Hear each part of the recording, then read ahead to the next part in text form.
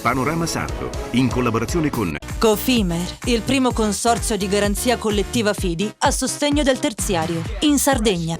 Suentu, vini nuovi da terre antiche. Dal 1953, Gruppo Cellino. Non c'è limite ai sogni. PNA, l'associazione degli artigiani e delle imprese italiane. Grafiche Ghiani, l'esperienza di una vita, l'innovazione più avanzata.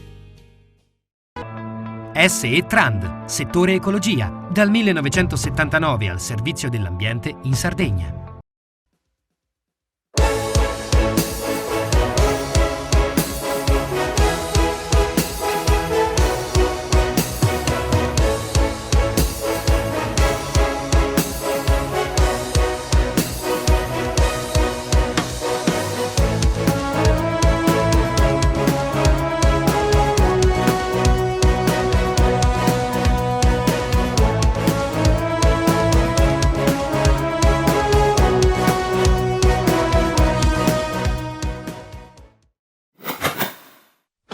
La Z è mia, soltanto mia. Io sono chi mi ha sognato, chi ha sperato che arrivassi, chi ha creduto di vedermi in una notte di luna. Sono tutti quelli che in un mantello nero hanno capito di essere me. Io sono Zorro, la più umana delle giustizie divine, e sto arrivando.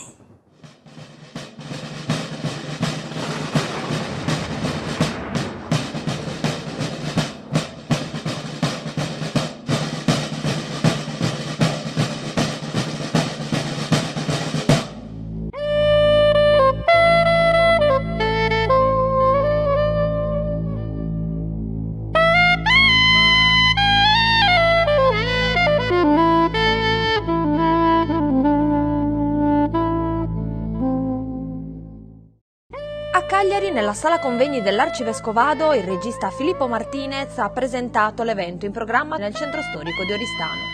L'appello ufficiale era arrivato già nei giorni scorsi tramite Facebook. Caro Zorro, ti sei sempre battuto con coraggio, astuzia e ironia contro l'arroganza del potere. Per questo la Z è diventata un simbolo di giustizia per tutti gli oppressi. Ora però Vladimir Putin, applicando la sua Z sui suoi ordigni di morte, ne ha ribaltato completamente il senso, trasformandola in un simbolo di ferocia e sterminio. E così per il 28 maggio a Oristano è confermato il raduno di migliaia di Zorro. L'obiettivo è quello di riappropriarsi della lettera Z, la storica firma del giustiziere mascherato, ma oggi simbolo della propaganda russa nella guerra in Ucraina.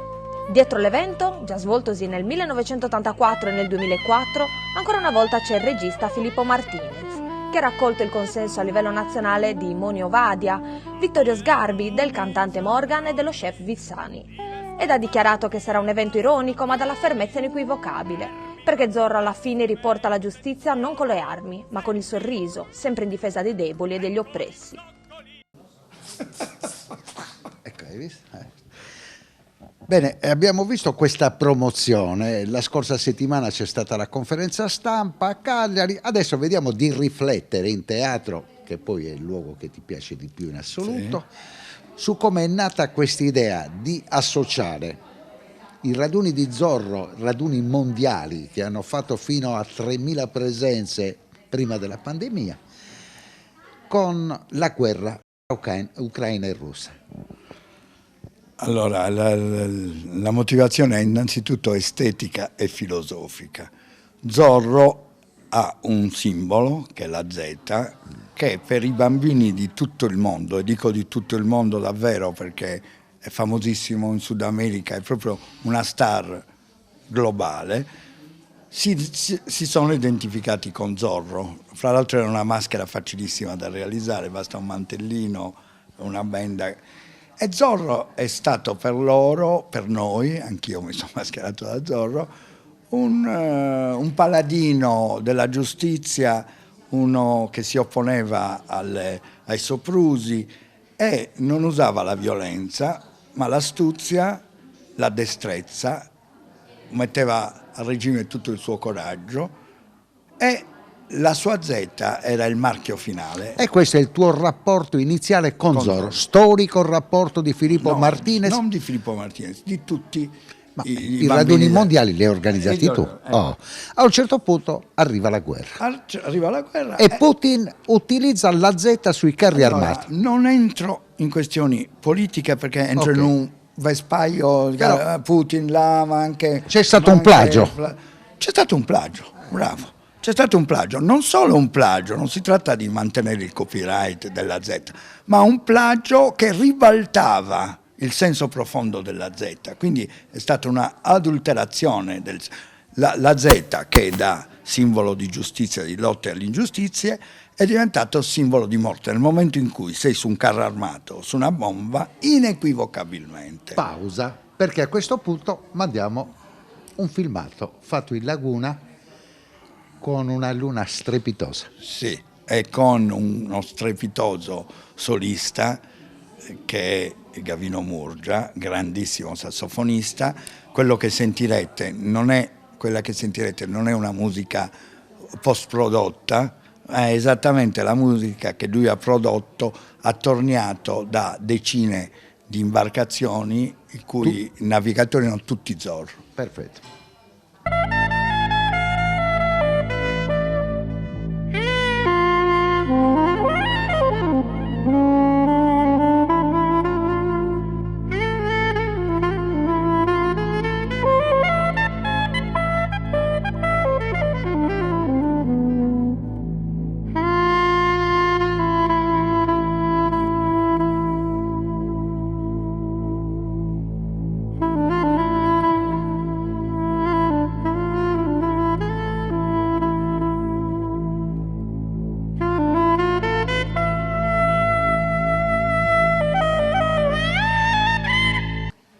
Riprendiamo e poi ci sarà un altro passaggio in laguna perché mi è piaciuto molto, è stato bellissimo.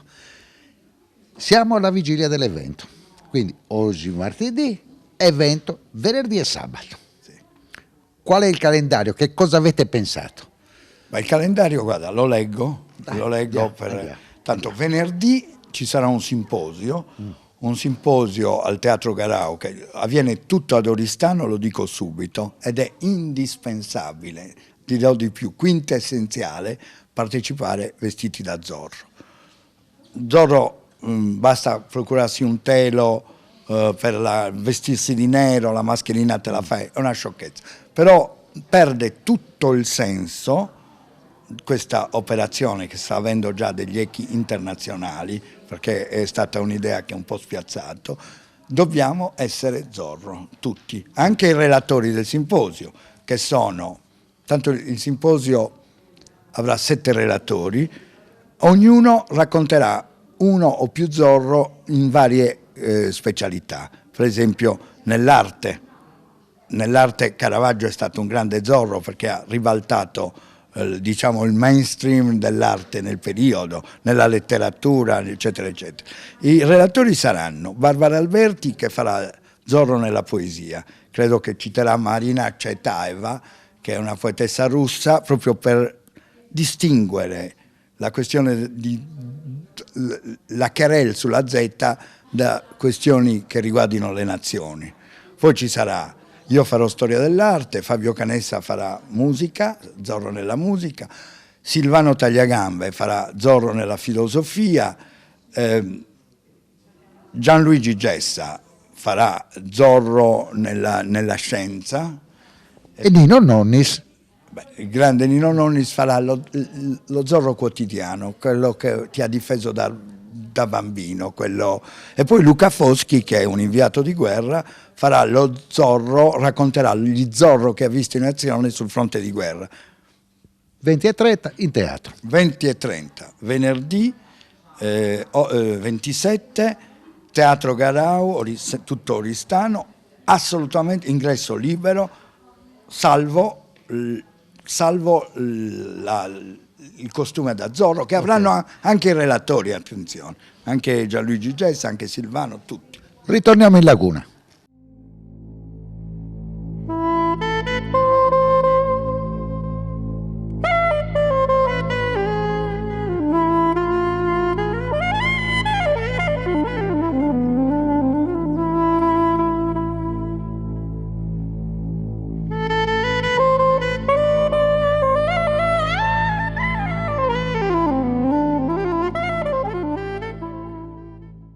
E siamo arrivati a sabato, ore 16.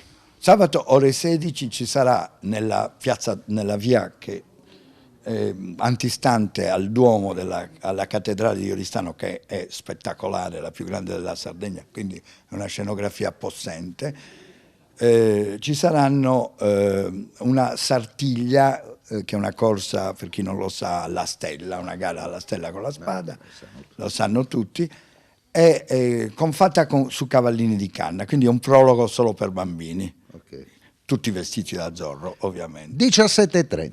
17:30 i gruppi di danza della provincia di Oristano si spargeranno per il centro storico e faranno delle coreografie, specie di flash mob su Zorro. La danza degli Zorro. Le danze, non ho visto ancora le coreografie. Andiamo al momento cruciale, ore 18. Ore 18, raduno nella grande piazza della cattedrale. Tutti gli Zorro, e questo iniziamo a entrare nel cuore della manifestazione, alle ore 18 tutti gli Zorro si raduneranno nella piazza della cattedrale, vestiti ovviamente da Zorro, lo ribadisco perché è una condizione sine qua non, e distribuiremo dei cartelli con le varie nazioni, quindi faremo una sorta di Olimpiadi, come fanno per le Olimpiadi, la sfilata sarà divisa per nazioni. C'è da dire che le nazioni che apriranno il corteo saranno Russia e Ucraina. In piazza Eleonora sit-in, tutti seduti per terra in silenzio per un minuto, con una grande Z che sovrasterà la piazza. Ci rialziamo, scendiamo verso la piazza Roma, che è la piazza giudicale con la torre di Mariano II. Là c'è un palco allestito e ci sarà il grande concerto per Zorro, con tutti zorrati, anche i musicisti. I musicisti, il perno, la band fissa sul palco sarà l'Armeria dei Briganti, che è una band straordinariamente brava ed eclettica, sono tutti veri musicisti, conoscono i loro strumenti, e ci saranno delle guest star che si succederanno, saliranno sul palco. Queste guest star sono ad esempio Piero Marras, che farà dei brani bellissimi, tutti ispirati in qualche modo, echeggeranno prove di coraggio o di paura vissuta da popolazioni oppresse, e lui ha delle canzoni bellissime. Poi ci sarà Ambra Pintore, che anche lei è eclettica, ha un genere particolare. Poi ci saranno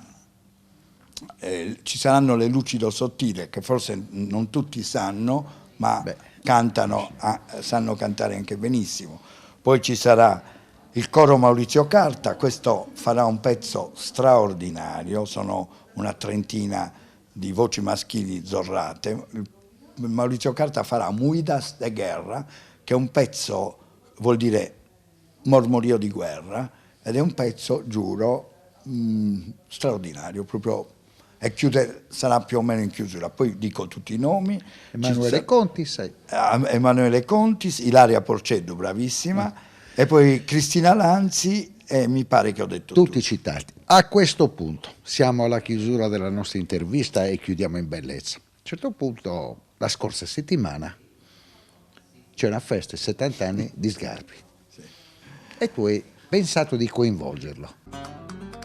Zorro, Zorro, arriva Zorro a tutto spiano, Zorro, arriva Zorro da lontano, Zorro, l'apocalisse del marrano, Zorro, arriva Zorro da Oristano. Oggi siete sul Po. Il Po, come sapete, è un fiume della Sardegna. Il Po arriva fino alla Sardegna, passa il mare, passa dall'altra parte del mare, passa per l'Adriatico, tocca il Tirreno, arriva in Sardegna e arriva ad Oristano. E noi chiuderemo con lo spot di Sgarbi e dei suoi invitati. Sì, eterogenei. Ecco, allora, premesso che tu hai lavorato con Sgarbi per 20 anni. No, siamo amici più che Siete amici. E lui è uno Zorro. Lui come sono arrivato, gli ho messo... C'erano tutti, lui era un po', sai, queste feste, poi celebrazioni di 70 anni, lo vedevo un po' così, imballato dal cerimoniale. Gli ho messo la maschera di Zorro, si è scatenato, non l'ha più levata, non faceva altro che gridare terzo raduno mondiale degli Zorro, siamo sul Po, che è un fiume della Sardegna. E quindi nasce questo viaggio dal Po all'Adriatico, attraversa, fa il giro delle due Sicilie e poi arriva in Sardegna. Sì, e c'era gente come Monio Vadia che si è subito messo il costume da Zorro, c'era Vissani, c'era Cruciani, c'era Morgan, e hanno fatto tutti gli spot entusiasti. E adesso li vediamo insieme. Sì. Appuntamento quindi? Allora, appuntamento il 28, il clou è il 28, sabato 28 maggio a Oristano, alle 18, il clou inizia alle 18 nella piazza della Cattedrale, tutti, è indispensabile, rigorosamente vestiti da Zorro, dopodiché si partirà, si farà un giro tutti insieme nel centro storico, ci sarà un sit-in in piazza Eleonora, si arriverà nella piazza Roma, intorno penso alle 20:30, ma là non possiamo essere sicuri al minuto. Io ho già capito che con tutti questi cantanti finirà tardissimo, sarà una serata... No, guarda, sicuramente non durerà 5 minuti, poi non so, durerà almeno, non lo so, un paio d'ore minimo. Comunque, una serata organizzata dagli Zorro di tutta la Sardegna. Di tutto il mondo. Di tutto il mondo, per la pace. Zorro per la pace. È un appuntamento non politico? No, è un appuntamento per la pace, finito. Non a caso c'è l'appoggio delle chiese sia di Oristano. Beh, tu la conferenza stampa l'hai fatta in Arcivescovado. L'ho fatta in Arcivescovado e abbiamo fatto degli scatti di Zorro fantomatici nel seminario di Oristano, quindi sia il vescovo Roberto Carboni che il vescovo Giuseppe Batturi in qualche modo hanno dato il loro endorsement per questa iniziativa di pace, solo di pace. Complimenti Martinez. Mi chiami Martinez adesso, prendi le distanze, capito? Martinez. Ma guarda che è più bello Martinez che Filippo. Filippo vuol dire amante dei cavalli e dei E poi con Zorro ci sta molto bene Martinez. Ma tu sei maestro di queste cose. Poi tu ricordati che 2 mesi fa, quando è nata l'idea, tu mi hai coinvolto al di là del fatto che fossi giornalista. È vero. Perché? Perché sei Zorro. Adesso Antonio, spostati leggermente sulla sinistra perché ci sta seguendo un altro storico Zorro della televisione. Ecco, no, mettitelo il mantello, mettilo il mantello. È un Zorro vero anche lui. Zorro vero. Zorro Lai. Zorro più Lai. Anzi, io Lai, se non ci rendono la tutto, ci troviamo tutti insieme da venerdì a sabato a Oristano. Vai, grazie mille. Terzo raduno mondiale degli Zorro! Riprendiamoci la Z, il 28 maggio a Oristano. Terzo raduno mondiale degli Zorro. Allora ragazzi, terzo raduno mondiale degli Zorro, 28 maggio Oristano. Riappropriamoci della Z, una Z trattata ormai come se fosse un segno del demonio, un segno terribile, la guerra. Invece la Z è un grande simbolo. Gli Zorro devono riappropriarsi di questa Z. 28 maggio Oristano. Chiunque non ami il potere, chiunque non ami la tirannia è uno Zorro, cioè Zorro ci tramanda un detto che è stato fatto proprio anche dal presidente Mao Zedong: ribellarsi è giusto.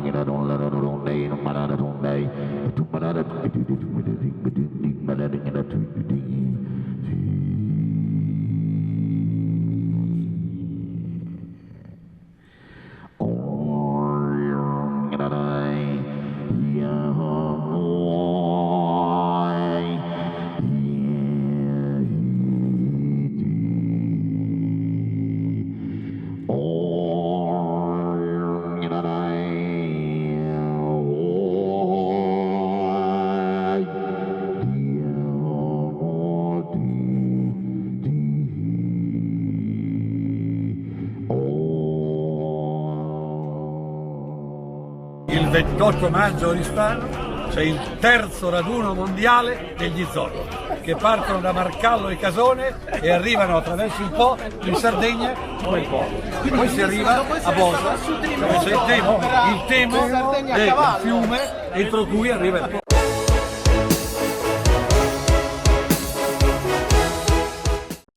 Cofimer, consorzio di garanzia collettiva Fidi, dal 1977 a sostegno del terziario. Il partner migliore nella ricerca di finanziamento più adatto a voi e nella trattativa per ottenere un fido alle migliori condizioni. Cofimer, il primo consorzio di garanzia collettiva Fidi a sostegno del terziario, in Sardegna.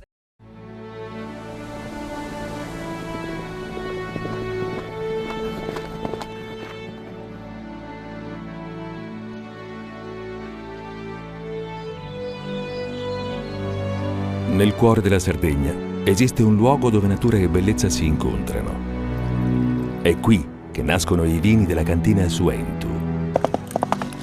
Suentu, vini nuovi da terre antiche. Fai impresa, la fai bene, meriti credito.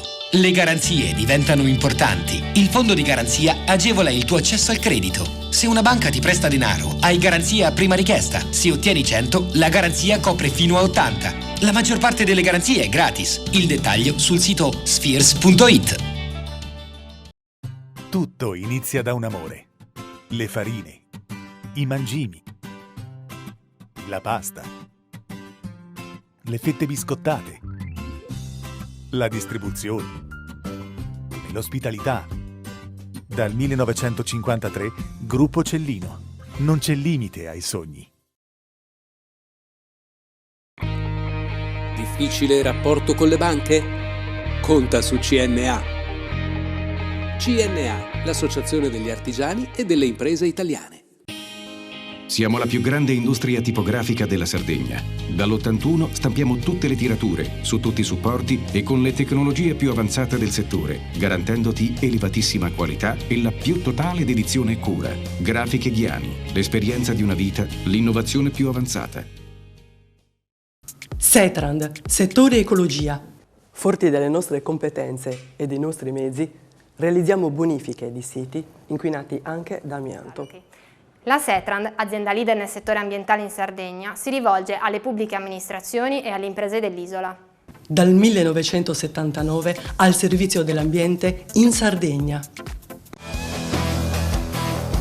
Immagina un robot umanoide che recita, canta e risponde alle tue domande. L'immaginazione prende vita alla mostra House of Robotics, organizzata da Opificio Innova nei locali della Manifattura Tabacchi di Cagliari. Un'occasione irripetibile per scoprire l'affascinante mondo della robotica ed essere catapultati nel futuro. Visita il sito robotics.opificioinnova.it. House of Robotics.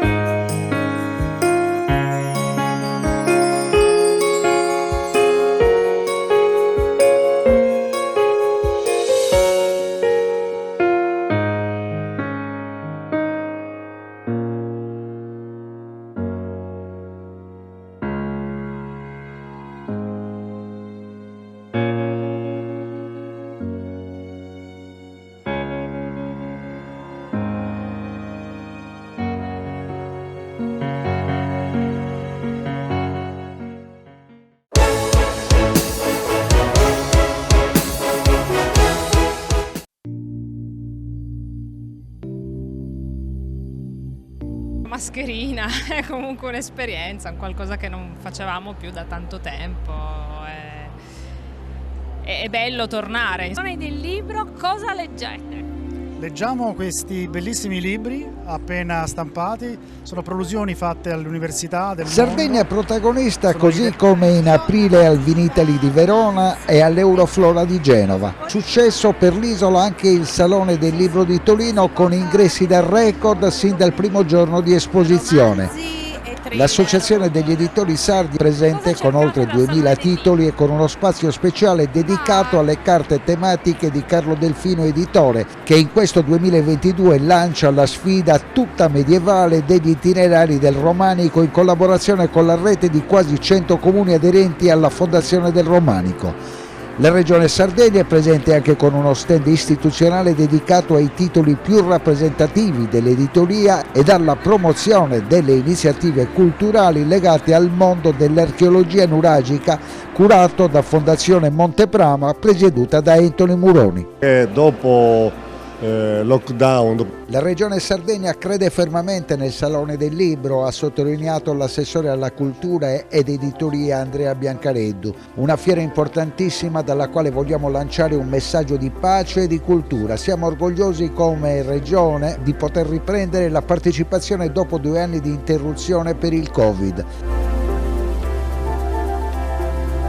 Molti gli incontri e i dibattiti allo stand della Regione Sardegna. Tanti libri proposti dagli editori presenti, alcuni indipendenti e altri aderenti all'AES, l'Associazione Editori Sardi, che collabora in sinergia con la Regione. Grande interesse è altresì destato il dibattito Un'isola e i suoi eroi, performance musicale sulla necropoli di Monteprama con le testimonianze di una civiltà nuragica unica, giganti ed eroi di un altro mondo. La promessa era stata fatta. Comunicare, comunicare, comunicare. C'è un'altra parola d'ordine? Costruire ponti. Sì, costruire momenti di dialogo, comunicare le cose che vengono fatte o le cose che si ha intenzione di fare e poi ogni tanto fare una verifica sul fatto che le cose si stanno davvero facendo. Noi siamo partiti dicendo che avremmo voluto far dialogare di più i 3 enti che hanno costruito la fondazione e penso che qualche risultato in questo senso sia arrivato. Avremmo voluto coadiuvare la soprintendenza e chiunque sia, diciamo così, abbia la vocazione a fare la tutela e la ricerca nelle modalità che ci verranno consentite o che saranno utili.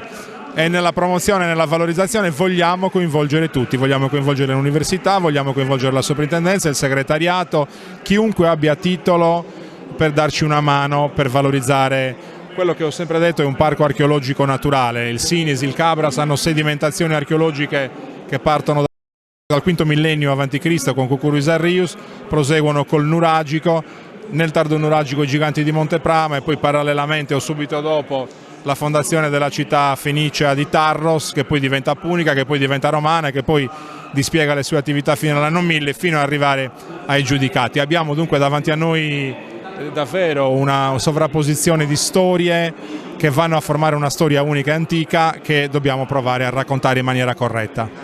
Siamo però al Salone del Libro e la parola torna al centro, no? Al centro del campo e raccontare con equilibrio, con correttezza, con trasparenza e anche pensando a chi stai raccontando, quindi ai destinatari di questa narrazione. È una scuola di storytelling che però parte dalla verità storica e archeologica in questo caso.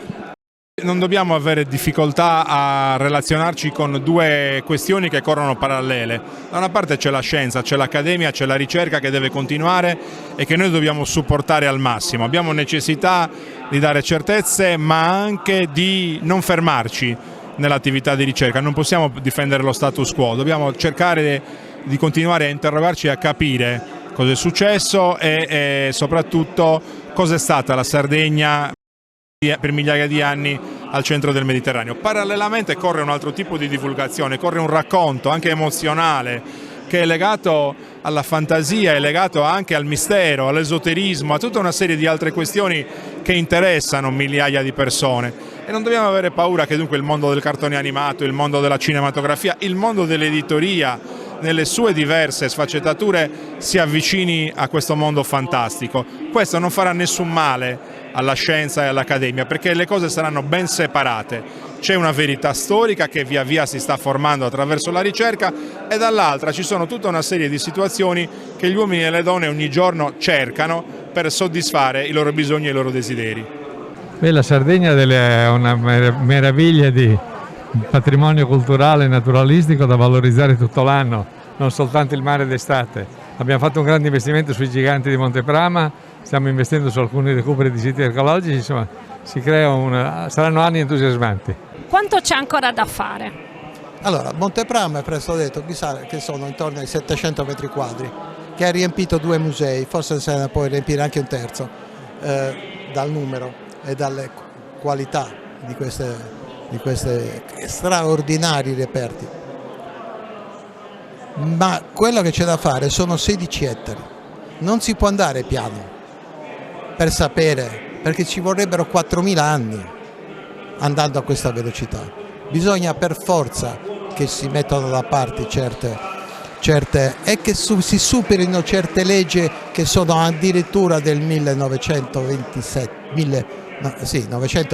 hanno 100 anni, che attribuiscono solamente a determinate parti che non facciano parte più la ricerca scientifica, perché la ricerca scientifica la fa l'università, non la fa nessun altro.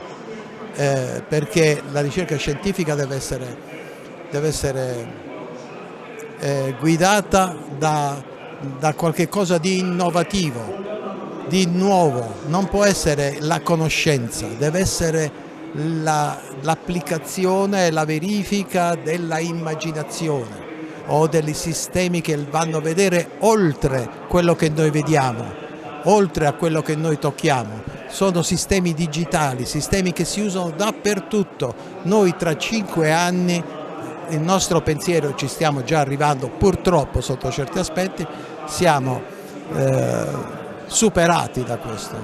Ormai siamo superati, ma ci facciamo anche aiutare, perché se oggi io devo fare un'operazione non vado da un ciarlatano, vado a farmi una risonanza magnetica, vado a farmi un TAC, delle analisi, e quindi vado in genere dal radiologo, che poi anche indirizza verso specialisti, ulteriori specialisti. Però il radiologo è essenziale, quello che cioè usa raggi e onde elettromagnetiche. Questo è l'unico modo di andare veloci e di capire tutto in molta velocità, ma non c'è. E poi con controlli e scavi selettivi, cioè gli archeologi sono fondamentali, è come il chirurgo è fondamentale. Io radiologo non voglio mai non so fare, e non lo voglio fare, il chirurgo. Perché mi vogliono costringere a fare il chirurgo? Io non lo so cosa esattamente c'è sotto, ma tra qualche anno lo sapremo. Faremo dei sistemi che possono far viaggiare nel sottosuolo, possono far volare, anzi io l'ho già fatti. Se voi li volete vedere, se qualcuno li vuole vedere, io posso mettermi oggi nei panni di un uccello che da 1000 metri vede liberamente tutto con la precisione dei 5 centimetri, quello che c'è nello spazio di sotto. Poi vado giù per il terreno perché ho visto un verme e vado giù, ma non mi spiaccico nel terreno, vado a finire dentro il terreno e vedo magari la geofisica e il georadar organizzato in un certo modo, e vedo muri, vedo pozzi, posso camminarci dentro, camminarci proprio come se fossi una persona che sta scoprendo cose nuove, li posso colorare se voglio. Poi esco da lì e magari... C'è da avere paura dello spirito di Giulio Verne in questo caso, però. Sì, Giulio Verne era un antesignano, ma vogliamo dire anche Salgari, perché erano persone che non avevano neanche viaggiato, eppure pensavano di viaggiare. No? Questo oggi lo possiamo fare, e quella realtà non c'è da avere paura, perché è una realtà diversa, è un modo è di vedere le cose in maniera diversa. Il filosofo diceva che noi dobbiamo vedere sotto certi aspetti chi Platone in un modo, chi Aristotele, eccetera. Noi lo vediamo con onde elettromagnetiche di un tipo, onde di un altro, eccetera.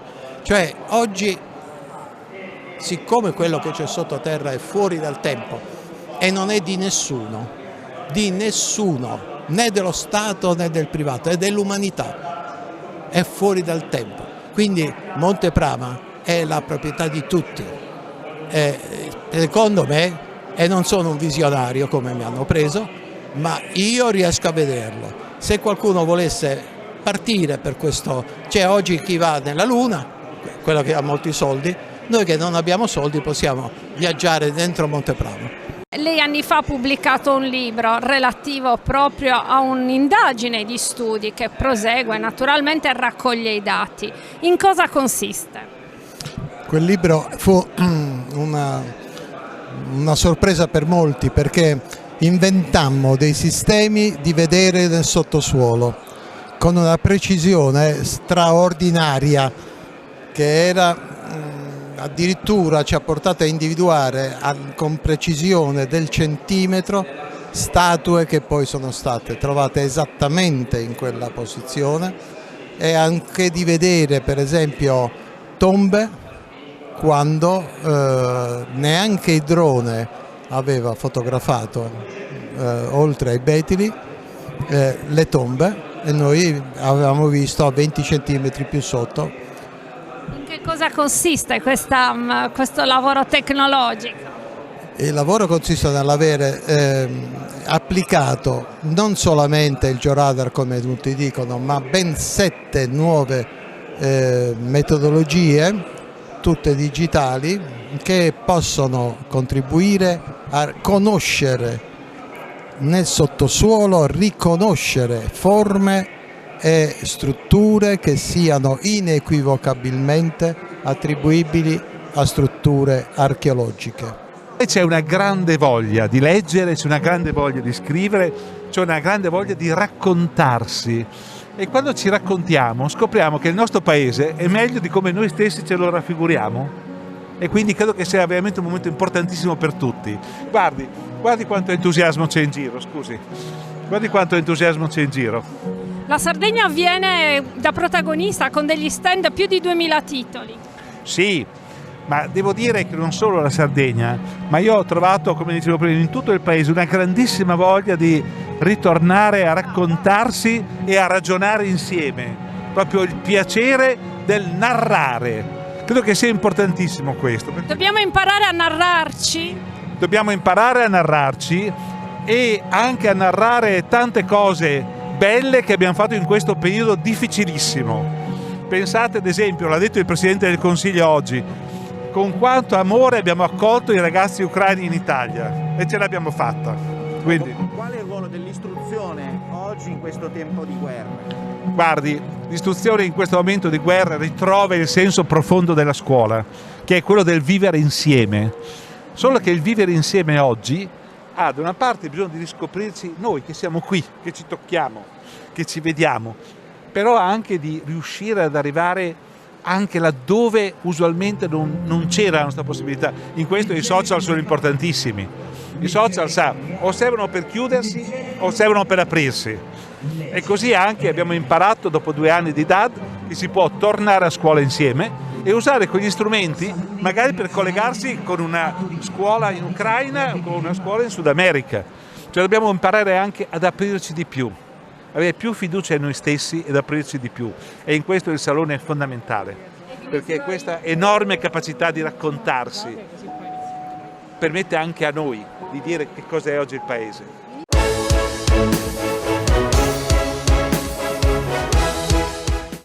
Cofimer, consorzio di garanzia collettiva Fidi, dal 1977 a sostegno del terziario. Il partner migliore nella ricerca di finanziamento più adatto a voi e nella trattativa per ottenere un fido alle migliori condizioni. Cofimer, il primo consorzio di garanzia collettiva Fidi a sostegno del terziario, in Sardegna.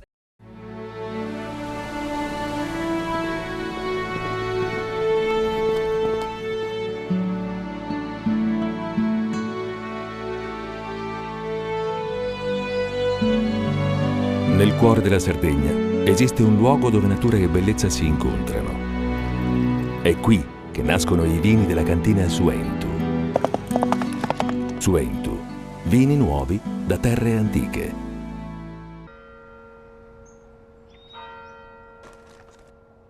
E tu? Filiere Ghinisesi.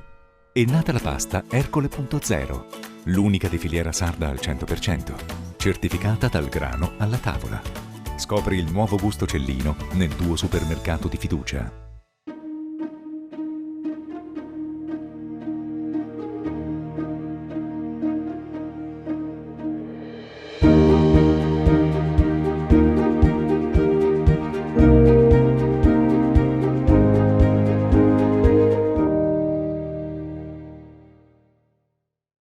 Fai impresa, la fai bene, meriti credito. Le buone idee viaggiano con le garanzie. Il fondo di garanzia è dalla parte delle imprese sarde che vogliono superare la stretta creditizia. I dettagli sul sito sfirso.it. Meno scartoffie e più efficienza? Conta su CNA. CNA, l'associazione degli artigiani e delle imprese italiane. Setrand, settore ecologia. La Setrand, leader in Sardegna nel settore ambientale, si rivolge alle amministrazioni pubbliche e alle aziende dell'isola. Mettiamo a disposizione la nostra struttura organizzativa fornendo un valido supporto per la gestione dei rifiuti speciali pericolosi e non pericolosi, in linea con la nostra certificazione EMAS. Dal 1979 al servizio dell'ambiente in Sardegna. Immagina un robot umanoide che recita, canta e risponde alle tue domande. L'immaginazione prende vita alla mostra House of Robotics, organizzata da Opificio Innova nei locali della Manifattura Tabacchi di Cagliari. Un'occasione irripetibile per scoprire l'affascinante mondo della robotica ed essere catapultati nel futuro. Visita il sito robotics.opificioinnova.it. House of Robotics.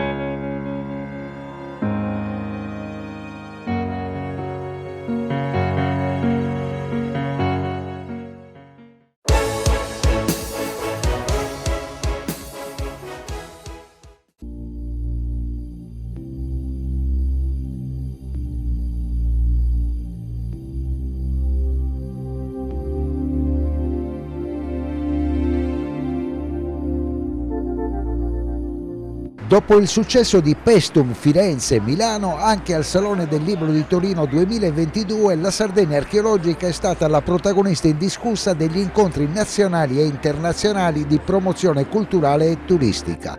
Gli editori sardi, riuniti in un ampio stand del Lingotto, non hanno fatto mancare i titoli dedicati ai lettori più impegnati, agli appassionati e curiosi e ai bambini. Ad aiutare tutti ad avere una cognizione immediata e chiara della geografia dei luoghi più rappresentativi della storia sarda sono state le carte tematiche degli itinerari della Sardegna nuragica e del romanico, con immagini e proiezioni che suggestionano i visitatori immergendoli in una visita virtuale e temporale. Mappe ed itinerari tematici utili non solo per costruire un più attento calendario di viaggio nell'isola, per non perdere nulla nel percorso che si è deciso di visitare, ma soprattutto per entrare in armonia più consapevole con la storia e l'anima dei luoghi che si vanno visitando.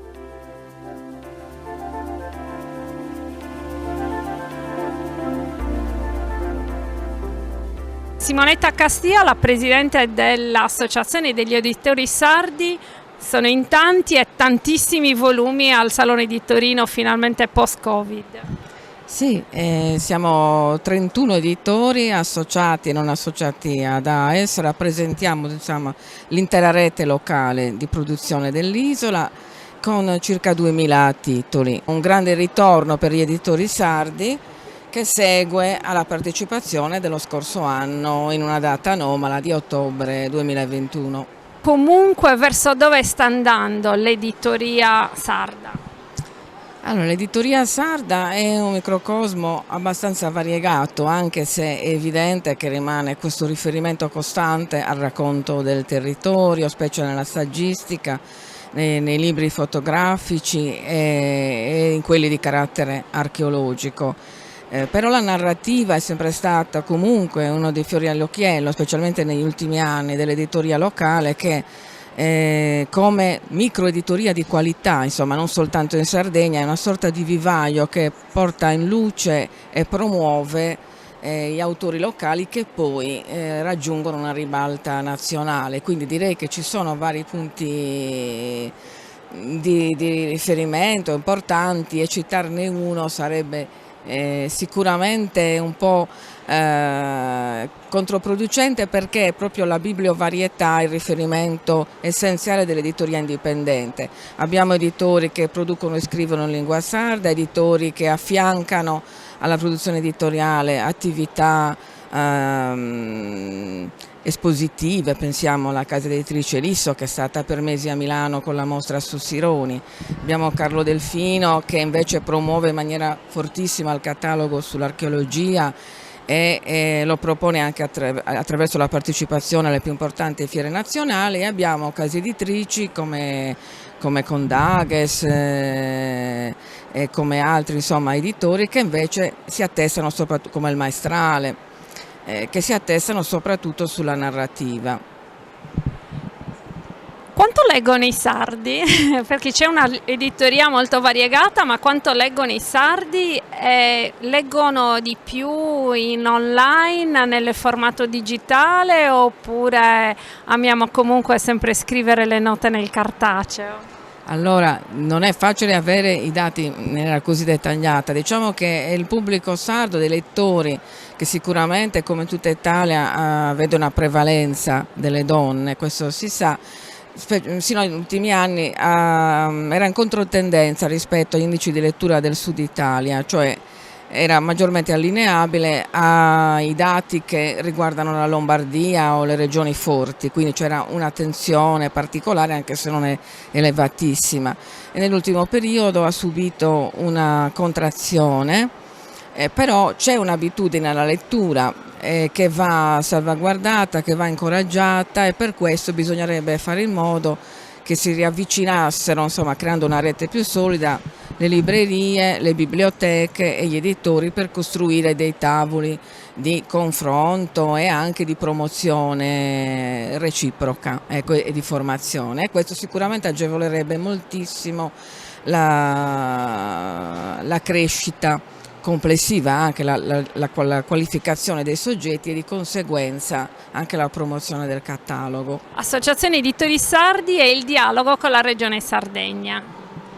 Questa è una domanda molto delicata. Ecco, l'Associazione Editori Sardi è, come abbiamo detto, la rete locale di categoria legata al mondo del libro più longeva in Italia.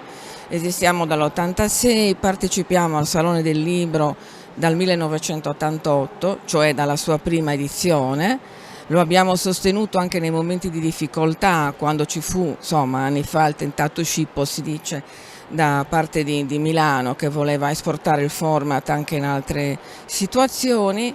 Non sempre, questa aspettativa di partecipazione professionale, di promozione vera e di commercializzazione, quindi fatta in autogestione dagli editori, viene recepita e viene compresa. In questo momento la Regione ha più l'aspettativa di una promozione istituzionale che può aver senso per situazioni dove effettivamente non ci sono leggi di settore che promuovono questa filiera, ma noi abbiamo una legge che in realtà dovrebbe aiutare i piccoli editori a farsi conoscere e a esportare il proprio catalogo col sostegno della Regione, perché uno dei problemi chiaramente delle piccole e piccolissime case editrici è l'impossibilità a sostenere i costi di partecipazione, che sono sempre più elevati a Torino. Quindi, considerato anche che c'è una comunità di lettori molto forte di sardi in Piemonte che aspetta questo appuntamento ogni anno. Diciamo che la partecipazione congiunta avrebbe maggior senso da questo punto di vista, perché oggi in questa edizione i visitatori saranno sicuramente un po' disorientati. Uno stand istituzionale a circa 100 metri da noi più o meno, il nostro stand, 2 programmi paralleli e il catalogo però concentrato fondamentalmente soltanto in questo spazio, quindi ci vorrebbe sicuramente un maggior coordinamento al di là delle aspettative, insomma, dell'istituzione e degli editori. Contiamo nel dialogo.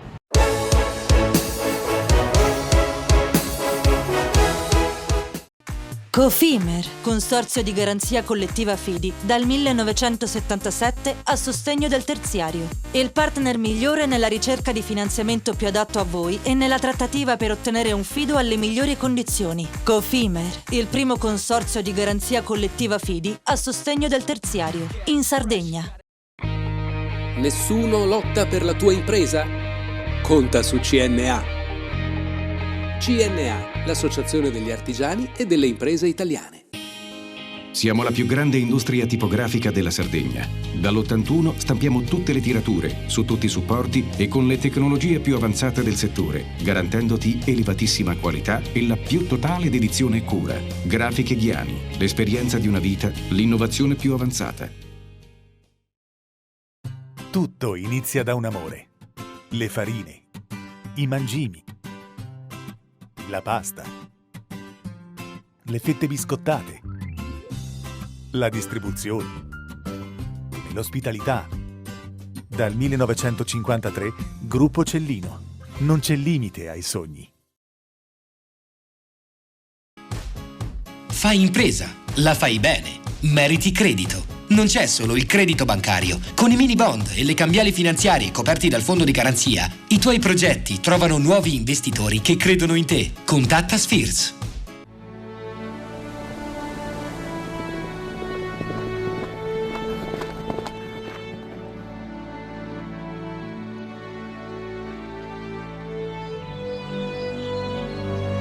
Nel cuore della Sardegna esiste un luogo dove natura e bellezza si incontrano.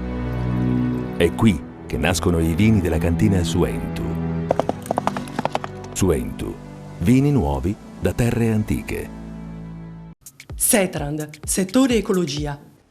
Grazie agli impianti innovativi ed al costante sviluppo tecnico recuperiamo oltre il 70% dei rifiuti da noi gestiti. La Setrand, azienda leader nel settore ambientale, si rivolge alle pubbliche amministrazioni e alle imprese dell'isola. Dal 1979 al servizio dell'ambiente in Sardegna. Immagina un robot umanoide che recita, canta e risponde alle tue domande. L'immaginazione prende vita alla mostra House of Robotics, organizzata da Opificio Innova nei locali della Manifattura Tabacchi di Cagliari. Un'occasione irripetibile per scoprire l'affascinante mondo della robotica ed essere catapultati nel futuro. Visita il sito robotics.opificioinnova.it. House of Robotics.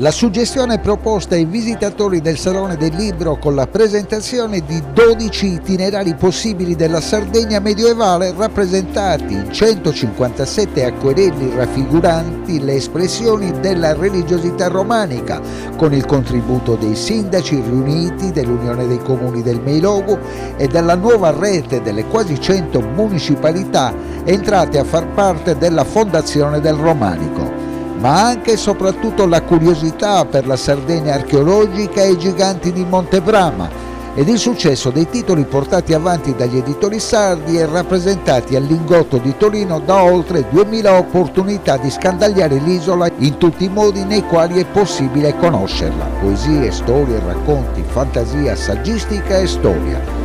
3 giornate di incontri e presentazioni hanno contrassegnato e distinto la nostra regione tra le tante proposte della Fiera Nazionale dedicata agli amanti della lettura. Una Sardegna un po' meno conosciuta rispetto alle grandi torri nuragiche, alle grandi tombe di giganti, ai giganti che sovrastano la nostra attenzione. L'incedere delle scoperte archeologiche del periodo nuragico ci impongono attenzione. Però chiunque viaggi in Sardegna non può fare a meno di vivere un territorio nel quale alle torri, al paesaggio delle torri nuragiche si alterna chiese, basiliche, monasteri che danno vita ad un mondo molto meno conosciuto, ma che vale la pena conoscere, quello del lungo medioevo sardo. Oltre 6-7 secoli, no? A partire dalla metà del primo millennio sino ad arrivare a quel 1409, no? della battaglia di San Lurico, il 30 giugno del 1409, che segna l'inizio del periodo tutto aragonese e il periodo pregiudicale e poi quello giudicale, le basiliche romaniche. Sì, sono i 2 momenti, quello nuragico e quello giudicale, in cui i protagonisti sono i sardi, e quindi questo è un fattore importante. Pochi pensano che in Sardegna non ci siano delle chiese romaniche, proprio perché pensano a una regione povera, per quello che costava allora realizzare queste grandi cattedrali. Invece, grazie alle grandi opportunità che davano all'isola i 4 regni, i 4 giudici che la governavano, che avevano rapporti intensi con tutte le famiglie più importanti d'Europa, portavano in Sardegna grandi architetti, le maestranze per realizzare queste bellissime chiese. Poi sono arrivati gli ordini monastici, sono arrivati tutti praticamente, realizzando bellissimi monasteri, abbazie e in punti strategici per l'isola, contornate da un paesaggio straordinario, e sono rimaste intatte quasi tutte fino ad oggi, fino a oltre 150, una grande intensità di chiese di qualunque tipo, realizzate con materiali diversi tra loro, perché tante sono i tipi di pietra che si utilizzavano in Sardegna in quel periodo, e quindi un grande patrimonio che vogliamo portare alla conoscenza di tutta Europa. Mancano però pagine, sgridiamo gli editori, perché mancano ancora. La casa editrice Carlo Delfino ne ha pubblicate tante, in verità, a onor del vero, quindi le pagine che da Eleonora in su e da Eleonora e il pre-Eleonora, insomma, ne esistono tante. Però è difficile per un non addetto ai lavori arrivare a capire la varietà del mondo, del lungo medioevo sardo. Le carte tematiche sono un'agile didattica per tutti.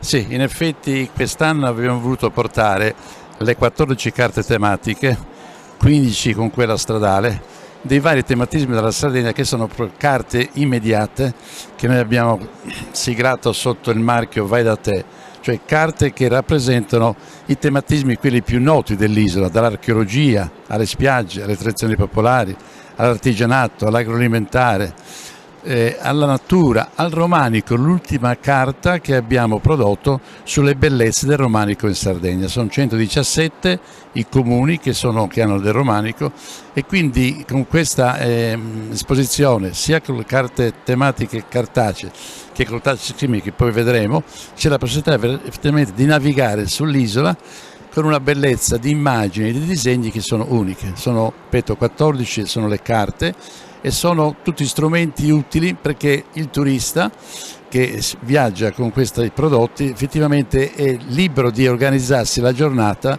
per vedere quello che più preferisce. Si trova in una località e ha la possibilità veramente di scegliere sia i percorsi e sia i tematismi. Il piccolo tesoro di Ardara, che è un gioiello dell'antica capitale giudicale.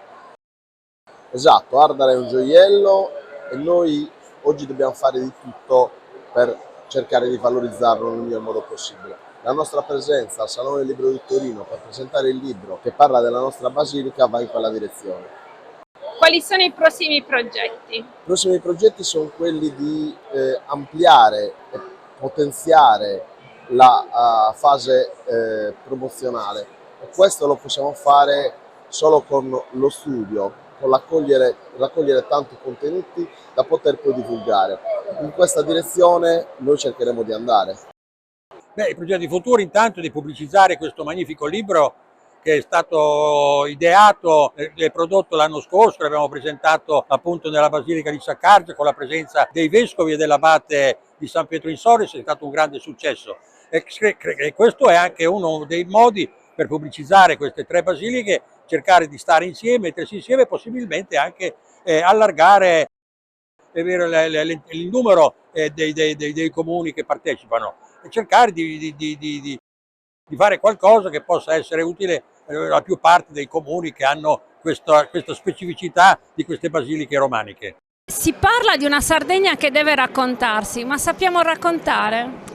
Io credo di sì, anzi la Sardegna ha dimostrato, ma già dalla fine dell'Ottocento, di sapersi raccontare molto bene, tanto che attraverso una scrittrice come Grazia Deledda, attraverso tutti gli illustratori che hanno accompagnato anche il successo di Grazia Deledda, si è raccontata un'immagine della Sardegna che continua ad essere valida, riconoscibile, forse anche accusa un po' di anni, incomincia a essere anche un po' stereotipata, forse bisognerebbe iniziare a raccontarne una nuova, anche perché ci sono nuovi codici, ci sono nuove tecnologie, ma io credo che i sardi lo possano fare molto bene. I sardi hanno un problema con la rappresentazione di se stessi, ma è anche un fatto di maturazione proprio come popolo, quello di riuscire a raccontarsi bene. Certamente le grandi professionalità di narratori non mancano. Da metà dell'Ottocento in poi, diciamo da dopo la fusione perfetta in poi, ci stiamo portando dietro un problema di identità. Chi siamo, cosa facciamo e che progetto abbiamo di noi? Chi siamo? Dunque, il progetto non è ancora chiaro. No, c'è un problema forte. L'identità, a mio parere, è un fatto di affetti. Di impianto di valori a cui si è legati su un piano affettivo. Bisogna iniziare a interrogarsi su quelli che sono dei veri e propri complessi proprio di popolo. Tu hai citato la fusione perfetta, che viene identificata quasi sempre come una colpa, siete voi che avete rinunciato alla vostra autonomia, anche se poi questa parola è stata un grosso imbroglio. Molto declinata nel tempo, diciamo, molto declinata. In realtà questo ci fa sentire in colpa, forse i sardi dovrebbero anche smettere di sentirsi in colpa, perché sì, qualche colpa ce l'abbiamo, ma come tutti, ma soprattutto abbiamo anche una storia importante che non è fatta soltanto di sconfitte come ci viene e come ci raccontiamo, ma è fatta anche di continue ribellioni di cui molto spesso ci dimentichiamo. Però fin quando resta vivo un animo ribelle, forse si può sperare. L'altro aspetto, secondo me, che i sardi devono imparare a trovare in se stessi è quello di essere più concreti. C'è il mio amico Pierfrancesco Locche, l'attore comico, satirico che tutti conoscono, che dice, per esempio, riguardo ai cantautori sardi, che di solito in Sardegna non c'è mai stata la canzone di protesta, ma la canzone di minaccia. Siamo buoni a rivendicare così dei torti, però poi bisogna anche riuscire non lo so, secondo me siamo un popolo che ha bisogno di trovare una sua maturità e di ragionare con la propria testa su se stessi, mentre invece molto spesso siamo un po' attratti dall'immagine che gli altri, molto spesso dei conquistatori, molto spesso delle persone interessate, dipingono di noi. C'è un'altra discussione che viaggia da un bel po' di tempo, forse dagli stessi anni, della fusione sempre dalla fusione perfetta in poi, e cioè l'ostacolo della crescita, il dialogo fra tradizione e avanguardia, se avanguardia si può chiamare. Ma anche questo secondo me è un falso problema, perché esiste per tutti, non è un problema. Noi abbiamo anche l'abitudine, siamo anche autoreferenziali, crediamo che certe cose ce le abbiamo solo noi, che le nostre sono più importanti di quelle degli altri, però il problema esiste per tutti e bisogna trovare una mediazione, cioè quando c'era il banditismo negli anni 60 la tradizione veniva vista come il problema, come la causa del sottosviluppo, e quindi spazziamo via la tradizione con l'industrializzazione, però sono scelte che poi abbiamo visto cosa hanno portato. Noi dobbiamo trovare una mediazione, dobbiamo cercare di essere sereni nei confronti anche delle nostre tradizioni, del nostro passato. Certo, non possiamo far dipendere la nostra identità soltanto dalla tradizione, da qualcosa che è imbalsamato nel passato, perché l'identità è qualcosa che invece deve evolvere. Senti, e le penne fortunate come la tua, come ci possono aiutare a superare il limite? I limiti generazionali. Io non so se sono una penna fortunata. Te lo dico io. Però, fortunata per noi, ovviamente. Io credo che quelli che hanno la fortuna o la sventura, dipende dai punti di vista, di fare un mestiere come il mio, che è quello di raccontare delle storie e di fare solo questo nella vita. Non ho un altro lavoro, forse qualche volta lo desidererei anche, un lavoro più quelli che finisce alle 17, che poi ti arriva lo stipendio al 27 e sei tranquillo. No, ecco, secondo me il ruolo che deve avere chi ha la fortuna o la sventura di fare questo lavoro è di mettere qualche dubbio, di fare qualche riflessione. Non penso che possiamo che sia chi fa un certo tipo di lavoro o quello che un tempo era l'intellettuale abbia la capacità di vedere come stanno le cose, però qualche dubbio lo può mettere. Anche proprio perché ha la possibilità di riflettere, magari più che ne so, uno che fa l'idraulico deve aggiustare il tubo e non riesce non ha il tempo per riflettere sulle cose. Chi scrive sui giornali, ma chi scrive anche romanzi o narrazioni diverse come faccio io, forse questo tempo per riflettere sulle cose ce l'hai ed è bene che lo utilizzi. Lo dedichiamo ai dubbi, questo scorcio di 2022? Dubbi con una certezza che per capire le cose è meglio non credere di avere certezze, questa è l'unica certezza. La Sardegna è presente al Salone del Libro e c'è un collegamento strettissimo con il Piemonte.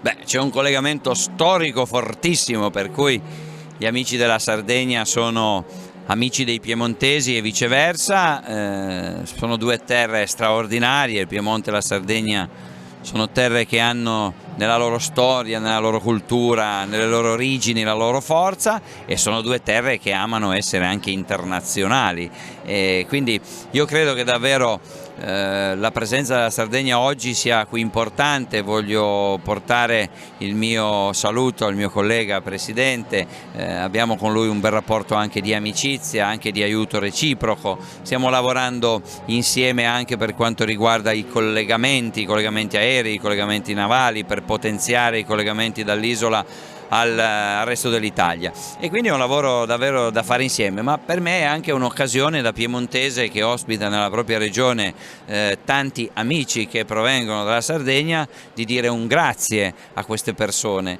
che hanno negli anni costruito la ricchezza di questa terra di Piemonte. Noi dobbiamo davvero tanto alla comunità sarda, e io sono peraltro felice che loro, pur avendo un'integrazione fantastica con il nostro Piemonte, Piemonte, perché ormai siamo fratelli piemontesi, ma fratelli sardi piemontesi. Abbiamo però una comunità che ha mantenuto fortissima la sua identità, ed è dimostrazione di grande intelligenza, perché non tradire le proprie origini è importante, ma sapersi anche adeguare ai nuovi mondi è importante. Ecco, la comunità sarda è riuscita a fare questo, fedele alla propria terra, che continua ad amare, non potrebbe essere diverso, ma anche fedele a questa storia di Piemonte, che è grande anche perché la comunità dei sardi ha dato il suo fondamentale contributo.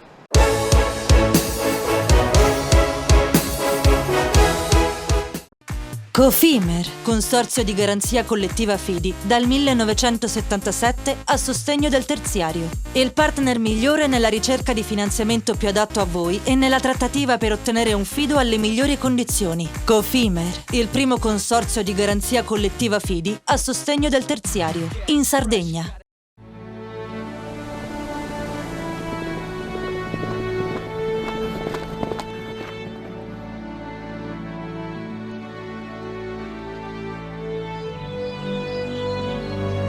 Nel cuore della Sardegna esiste un luogo dove natura e bellezza si incontrano. È qui che nascono i vini della cantina Suentu. Suentu, vini nuovi da terre antiche. Fai impresa, la fai bene, meriti credito. Le garanzie diventano importanti. Il fondo di garanzia agevola il tuo accesso al credito. Se una banca ti presta denaro, hai garanzia a prima richiesta. Se ottieni 100, la garanzia copre fino a 80. La maggior parte delle garanzie è gratis. I dettagli sul sito sfirso.it.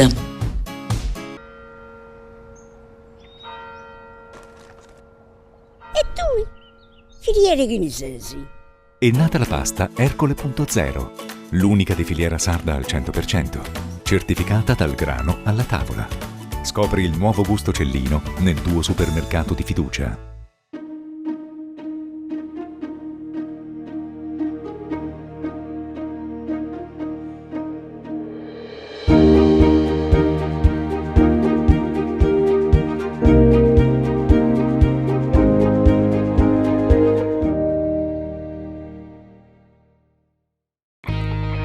Difficile rapporto con le banche?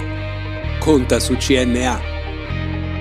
CNA, l'associazione degli artigiani e delle imprese italiane.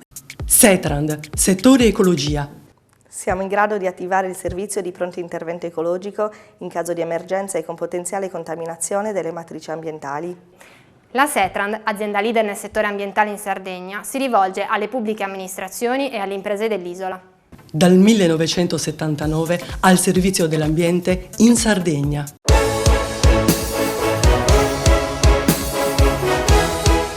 Buonasera Valerio, siamo nel piazzale dell'Arnas Abruzzo, si parla di medicina avanzata, ricerca e soprattutto assistenza, quindi i medici si battono per trovare modalità, per essere al passo con le innovazioni, per essere soprattutto vicini al paziente. Siamo con Francesca Bruder, che è la responsabile del reparto di oncologia medica dell'Arnas Abruzzo, e andiamo a vedere con la dottoressa Bruder quali sono come dire, le attese di questo congresso, di questo corso di un po' di specializzazione, un po' di aggiornamento, un po' di confronto che si terrà sempre qui all'Aula Azza venerdì e sabato. Dottoressa Bruder, si parla di tumori, che tipo di tumori sono quelli che affrontate? Allora, nel convegno si parlerà di un tipo di tumore raro, molto particolare, di cui ci occupiamo nella nostra azienda da tanto tempo e per il quale siamo arrivati ad avere delle possibilità diagnostiche e terapeutiche molto innovative. Stiamo parlando di un tipo di tumori rari, che sono quelli che hanno un'incidenza piuttosto bassa, nel senso che l'incidenza è sotto i 6 pazienti ogni 100.000 abitanti all'anno. Scusi, questo in Sardegna cosa vuol dire? Quali sono i numeri? Purtroppo in Sardegna non abbiamo un'indicazione precisa perché non abbiamo un registro tumori completo in Sardegna e quindi questo non ci dà l'idea precisa di come siano distribuiti a livello territoriale. Quindi ci rifacciamo un po' a quella che è la casistica a livello nazionale. Certamente appunto parliamo di un tumore raro, tra l'altro anche molto complesso, sia per le caratteristiche istologiche che per il tipo tipo di presentazione e che necessita per una gestione adeguata di competenze multispecialistiche. Quindi tanti specialisti che però devono imparare a lavorare insieme, a integrare le loro capacità diagnostiche e terapeutiche e appunto accompagnare il paziente accogliendolo e portandolo attraverso un percorso che molte volte è molto complesso. Leggo nella brochure dei lavori tumori JEP-NET, cosa significa? Allora, significa NET sta per tumori neuroendocrini, JEP gastroenteropancreatici, perché questi tumori in realtà, anche se diffusi, possono avere un esordio in qualsiasi parte dell'organismo, in realtà i più frequenti compaiono a livello dell'apparato gastroenteropancreatico, quindi per questo JEP-NET è l'abbreviazione, l'acronimo. Perfetto. Nel suo reparto ci sono, quindi oncologia medica, ci sono già delle delle metodiche, delle pratiche, delle buone pratiche, ci auguriamo tutti, che sono chiaramente di ottimo livello medico-assistenziale? Allora, nel nostro presidio già da anni c'è una predisposizione anche da parte degli anatomopatologi, un'attenzione particolare alla diagnostica. Questo diciamo che è l'aspetto più importante, perché solo se si pensa di poter avere a che fare con un tumore neuroendocrino, poi si arriva alla diagnosi. Quindi questo è l'elemento più importante.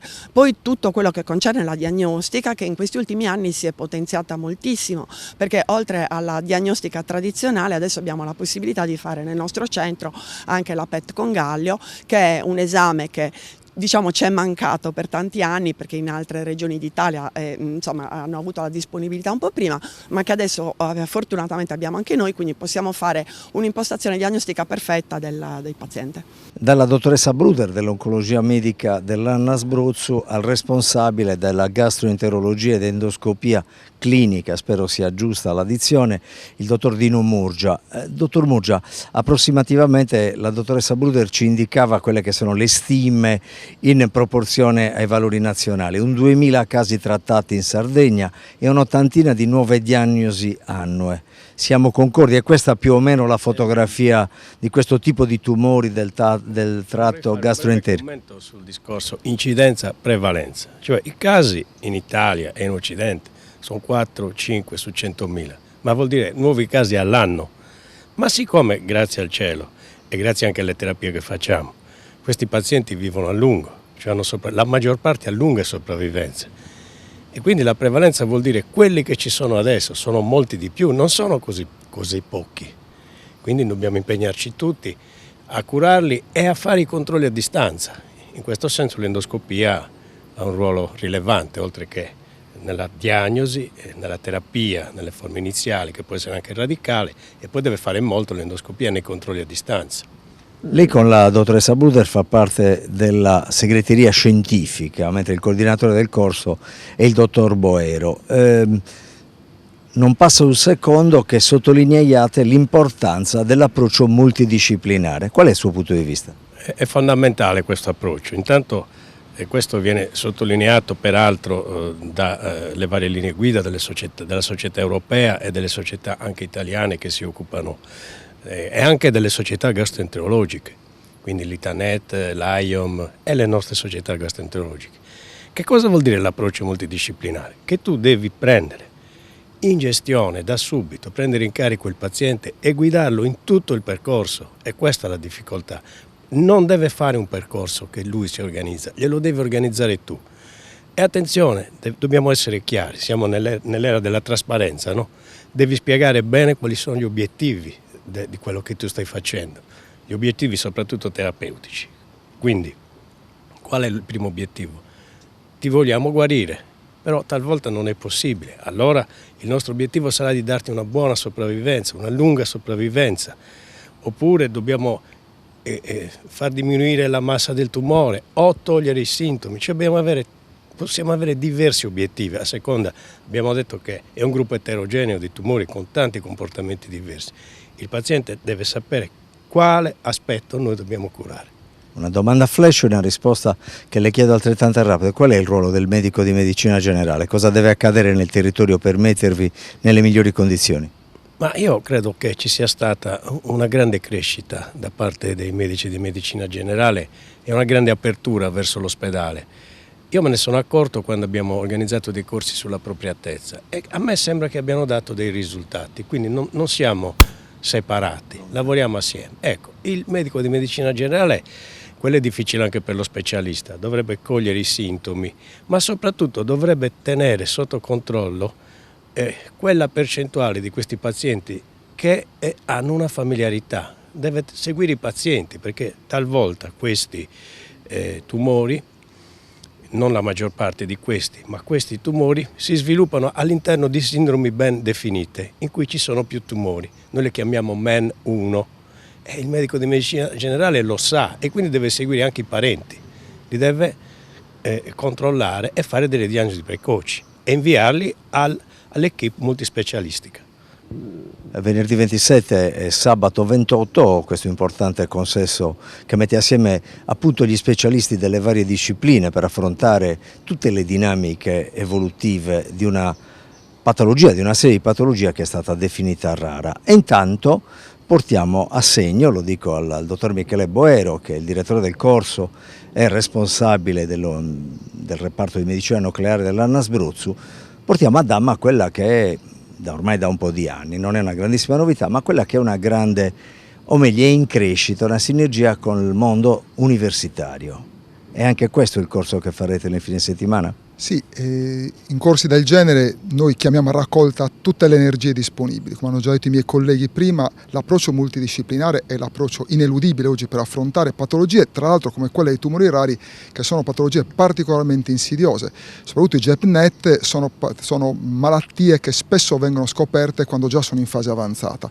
Quindi l'apporto di tutti è fondamentale. Il mondo universitario, con la ricerca, con la didattica, è un validissimo alleato in questa battaglia contro i tumori. L'ospedale fa il suo percorso, l'università fa il suo, ma sono due percorsi sinergici, sono strade che sono destinate a incontrarsi, siamo professionisti che devono marciare insieme verso l'unico obiettivo. Questa è la stessa cifra che ha accompagnato anche i lavori, ad esempio, sulla presa in carico del paziente?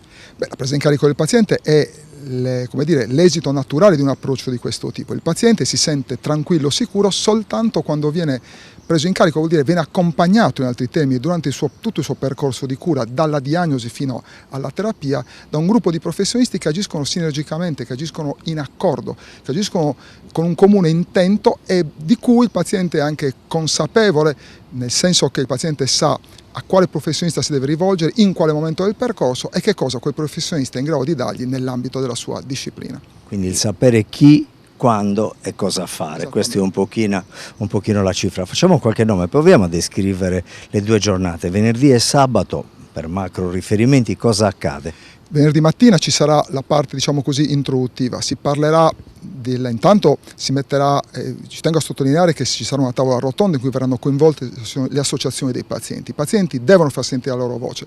Noi medici, noi operatori della salute in generale abbiamo necessità di tarare i nostri interventi su quelle che sono le esigenze dei pazienti. Si parlerà ancora dell'esperienza della tumori rari in Lombardia, una regionale eccellenza, si parlerà di teragnostica, che è il nuovo approccio nei confronti della patologia oncologica in cui la medicina nucleare gioca un ruolo fondamentale sia per la parte diagnostica che per la parte terapeutica. Nel pomeriggio cominceranno i lavori scientifici, clinici veri e propri con il percorso, parleremo di diagnosi, parleremo di terapie, parleremo di approcci multidisciplinari per finire sabato con delle problematiche particolari inerenti a alcuni aspetti specialistici e solitamente poco trattati in questi pazienti come gli aspetti nutrizionali. L'amministrazione pubblica, insomma l'assessorato, che riferimenti ha dato e avrà? L'assessorato è molto sensibile, ha assicurato la sua presenza. Devo dire che l'assessore si è dimostrato sempre particolarmente sensibile e attento a queste problematiche e ripeto, già il fatto della sua partecipazione è un indice di quanto l'assessorato creda anche in questi eventi, che sono eventi non solo scientifici ma hanno una forte impronta formativa.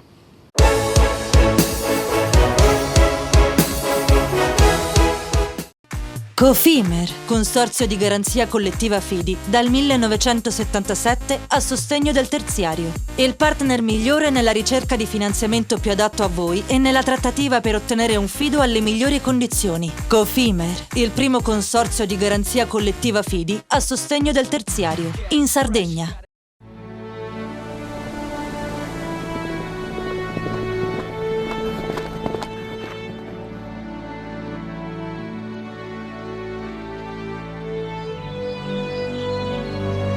Nel cuore della Sardegna esiste un luogo dove natura e bellezza si incontrano. È qui che nascono i vini della cantina Suentu. Suentu, vini nuovi da terre antiche. Siamo la più grande industria tipografica della Sardegna. Dall'81 stampiamo tutte le tirature, su tutti i supporti e con le tecnologie più avanzate del settore, garantendoti elevatissima qualità e la più totale dedizione e cura. Grafiche Ghiani, l'esperienza di una vita, l'innovazione più avanzata. Tutto inizia da un amore. Le farine, i mangimi, la pasta, le fette biscottate, la distribuzione e l'ospitalità. Dal 1953, Gruppo Cellino. Non c'è limite ai sogni. Meno scartoffie e più efficienza? Conta su CNA. CNA, l'associazione degli artigiani e delle imprese italiane. Fai impresa, la fai bene, meriti credito. Le garanzie diventano importanti. Il fondo di garanzia agevola il tuo accesso al credito. Se una banca ti presta denaro, hai garanzia a prima richiesta. Se ottieni 100, la garanzia copre fino a 80. La maggior parte delle garanzie è gratis. I dettagli sul sito sfirso.it. Setrand, settore ecologia. Forti delle nostre competenze e dei nostri mezzi, realizziamo bonifiche di siti inquinati anche da amianto. La Setrand, azienda leader nel settore ambientale in Sardegna, si rivolge alle pubbliche amministrazioni e alle imprese dell'isola. Dal 1979 al servizio dell'ambiente in Sardegna.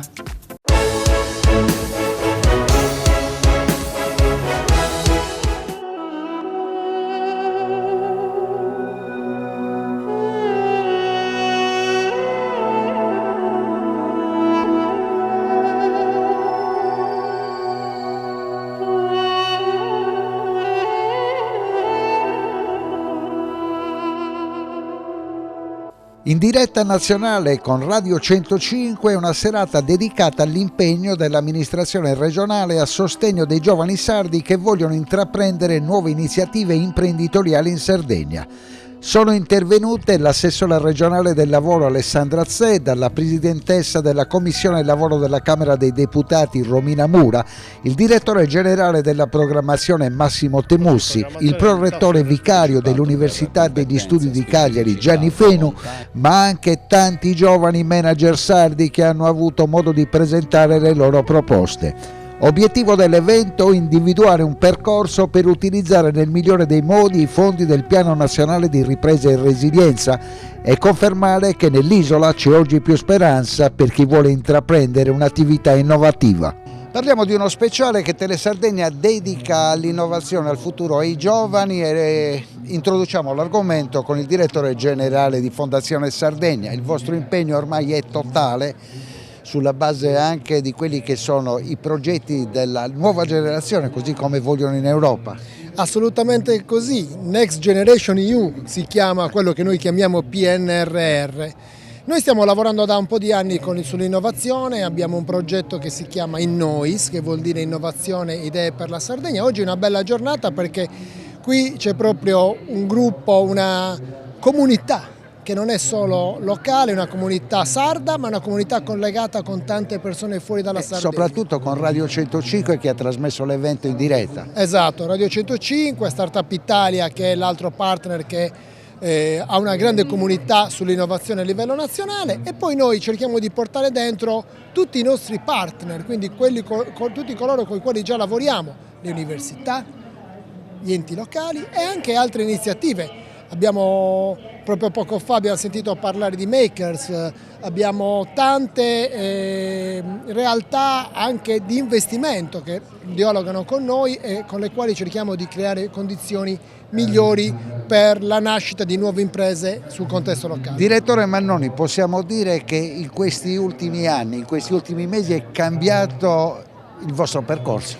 Diciamo, abbiamo iniziato un cambiamento graduale. Sicuramente negli ultimi 2 o 3 anni c'è stata un'accelerazione, avevamo impostato tutto per farla partire poco prima della pandemia e proprio qua all'Exma a marzo del 2020 ci sarebbe dovuto essere un evento esattamente come questo, quell'evento divenne poi un evento totalmente online, come una parte della nostra vita è stata negli ultimi anni. Però abbiamo continuato a lavorare e abbiamo creato le condizioni perché questo sia un progetto continuativo, non una cosa estemporanea, ma una collaborazione continuativa con l'ecosistema dell'innovazione in Sardegna. Possiamo dare un'altra anticipazione? Riprenderà anche il progetto Contamination Lab in collaborazione con l'Università di Cagliari? Dunque, per quello che mi risulta, anche i Contamination Lab di Cagliari e di Sassari stanno ripartendo. Noi abbiamo un accordo con entrambe per lavorare insieme sulla Start Cup, che è il momento finale nel quale tutti questi progetti arrivano a sintesi, e sarà realizzato questo evento nel mese di ottobre di quest'anno. Abbiamo avuto l'anticipazione dal direttore generale di Fondazione Sardegna Mannoni e chiedo conferma al prorettore dell'Università di Cagliari, quindi si riprenderà dopo 2 anni di pandemia anche questo grande progetto, addirittura un laboratorio a livello nazionale che riguarda le start-up in Sardegna, Contamination Lab. Allora, l'attenzione da parte dell'Università c'è sempre stata. Sicuramente questi 2 anni sono stati di grande sofferenza, quindi diciamo tutto ciò che riusciamo a riportare in presenza è un vantaggio per noi, per la comunità in generale e in particolare per tutti quei sistemi di innovazione che riescono a far crescere la piccola impresa, tra i tanti appunto anche il SILAB. Questa manifestazione a cui il prorettore ha partecipato come rappresentante dell'Università degli Studi di Cagliari, un passaggio che vede i giovani protagonisti, ma soprattutto giovani che vogliono fare impresa. Sì, questo è uno degli elementi che con forza, in particolare ora, con tutto quello che abbiamo passato, è molto nelle corde dell'Università. Ci stiamo attenti e anche attraverso i fondi che auspichiamo, speriamo e siamo ragionevolmente certi di riuscire a intercettare del PNRR, vediamo di trovare tutte quelle articolazioni di sviluppo che l'innovazione, che è il gradino più alto di quello che l'Università può dare al territorio, può mettere in pratica. E adesso facciamo 2 riflessioni in rapida successione. La prima riguarda proprio il Piano Nazionale di Ripresa e Resilienza. Dalla collaborazione tra gli Atenei di Cagliari e Sassari, uniti alle Camere di Commercio e ai consorzi industriali, è nato un progetto che è arrivato al 5° posto assoluto a livello nazionale.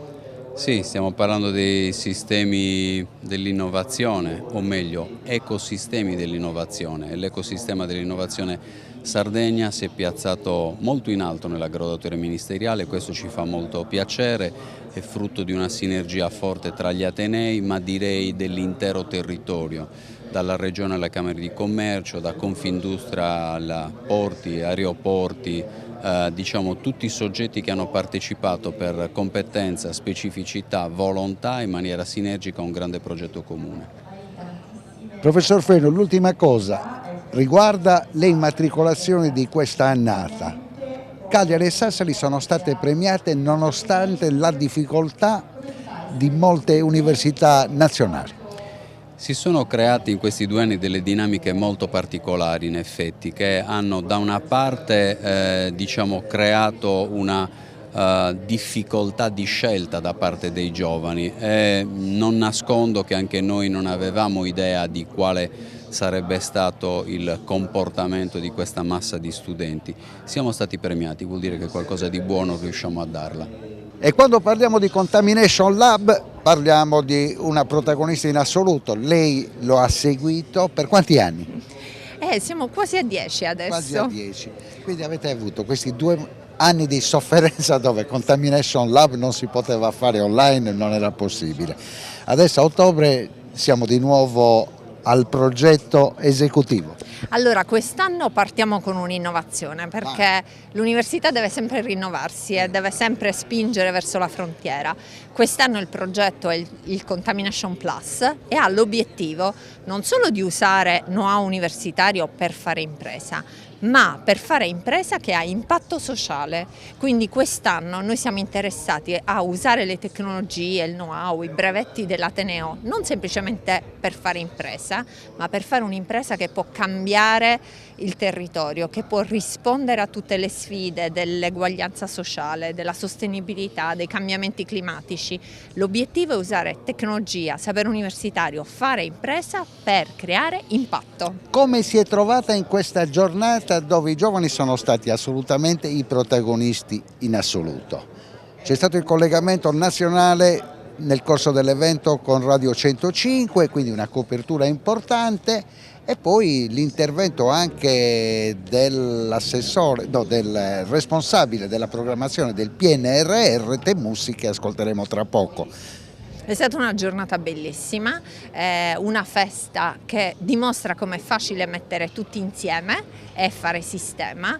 È stata una giornata ricca di promesse e noi nel nostro piccolo vogliamo rispondere e rispettare queste promesse. Per questo abbiamo oggi il bando aperto del Contamination Plus, scadrà il 25 giugno, partiremo da settembre con forza, energia, perché ancora una volta ci mettiamo in gioco per cambiare le cose. Le conclusioni di questa giornata dedicata al PNRR, all'innovazione, la lasciamo a Massimo Temussi, che nell'ultima intervista era ancora direttore generale dell'ATS, l'azienda della salute.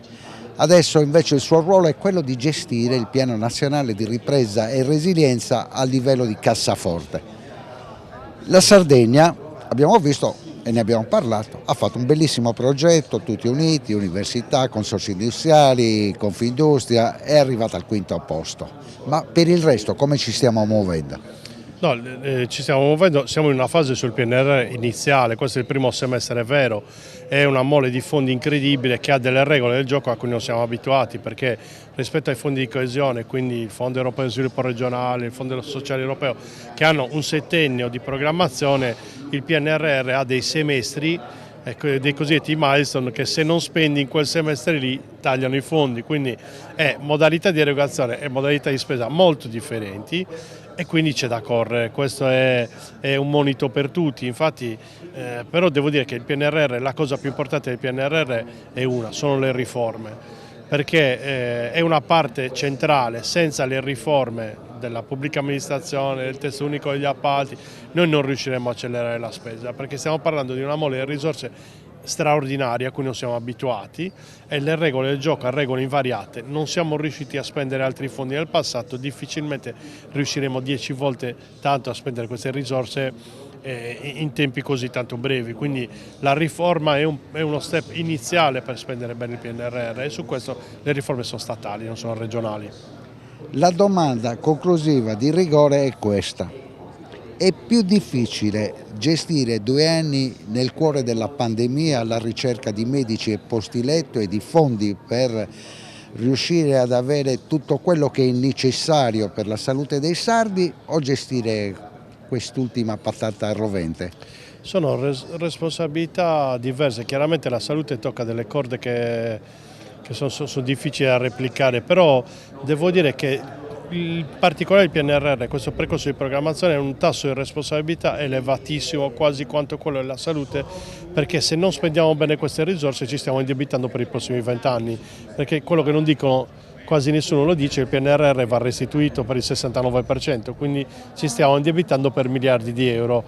Se non li spendiamo bene creiamo debito e non creiamo valore per la regione. Dal 1 al 3 luglio il Museo Archeologico di Olbia ospiterà Maker Faire Sardinia.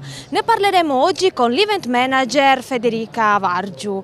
Di cosa si tratta? Ciao Sara, grazie mille per questa opportunità. Allora, la Maker Faire Sardinia è un evento dedicato principalmente ai makers, che sono gli artigiani digitali del XXI secolo. Diciamo, questa edizione sarda, perché le Maker Faire sono una community internazionale che ha origine in California, vuole però proprio partire da quello che è il significato della parola maker, quindi fare. Ragion per cui non è solo ed esclusivamente esclusivamente colui che appunto ha a che fare con l'ambito tecnologico-scientifico, ma anche l'artigiano tradizionale, che comunque vogliamo mettere in dialogo con questo nuovo aspetto più innovativo. Sarà inoltre un evento molto interdisciplinare perché appunto il core, che è l'elemento tecnologico-scientifico, entrerà in dialogo con tanti altri ambiti. Parliamo dell'ambito architettonico, culturale, artistico, e vedremo come questo elemento applicato negli altri settori può creare qualcosa di nuovo e di molto interessante.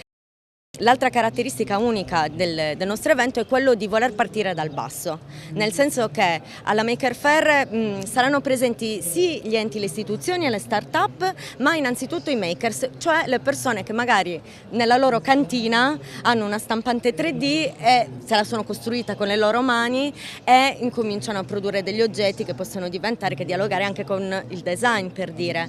Porto sempre l'esempio di due ragazzi di Tula, Raffaele e Simone, che hanno partecipato alla nostra prima edizione che però si chiamava Maker Island, perché prima di fare il passo, diciamo, entrare nella community internazionale, abbiamo voluto fare un episodio pilota, ecco, che sono due cosplayer pazzeschi. Si sono presentati e noi siamo dell'idea che se loro sono a dei livelli altissimi, però lo fanno per passione, quindi se non esistessero eventi come quello della Maker Faire non potrebbero far vedere le loro armature di Iron Man costruite a mano e stampate in 3D, per farne un esempio.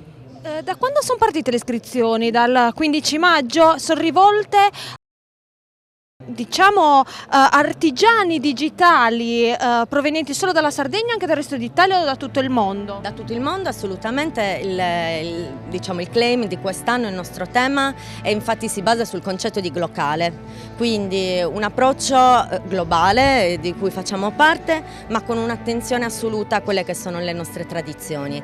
Quindi la Sardegna proiettata verso il mondo per portare il mondo dentro la Sardegna. Avremo infatti già, perché comunque abbiamo fatto anche tutto un lavoro a prescindere da quella che sono la Call for Makers, quindi le iscrizioni, per coinvolgere realtà che provengono dall'Europa e tanto dall'Italia. Dall'Europa avremo sicuramente la partecipazione di un collettivo tutto femminile, Fabricademy, che si occupa principalmente di fashion tech e textile. Molto interessante, quindi assolutamente aperto a ogni genere, età e provenienza, assolutamente. Abbiamo detto che Maker Faire è alla sua seconda edizione. Durante la prima edizione, diciamo, si è svolta in un periodo differente, ovvero nell'ottobre 2020. Come mai per questa nuova edizione avete scelto il mese di luglio e esiste un motivo per cui avete scelto nuovamente il Museo Archeologico di Olbia? Abbiamo scelto di nuovo il Museo Archeologico di Olbia perché è una location anche lei unica nel suo genere. Io lavoro da 10 anni nel settore degli eventi, ho lavorato a Torino, Milano, a Cagliari, ma una location come il Museo Archeologico che dialoga a 360 gradi sul mare e con quella dimensionalità sinceramente non abbiamo trovato altre location. Diciamo anche che il Comune di Olbia, che è il proprietario del museo, è stato molto disponibile e accoglie con calore l'organizzazione dell'evento. L'estate perché abbiamo deciso di voler puntare sull'eccellenza.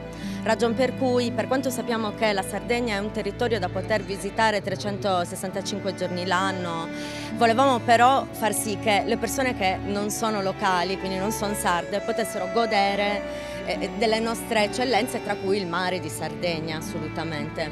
E unire anche due piccioni con una fava, nel senso che vieni alla Maker Faire Sardinia e fatti la vacanza in Sardegna. Quindi vi aspettiamo dal 1° al 3 luglio al Museo Archeologico di Olbia. Grazie, grazie mille.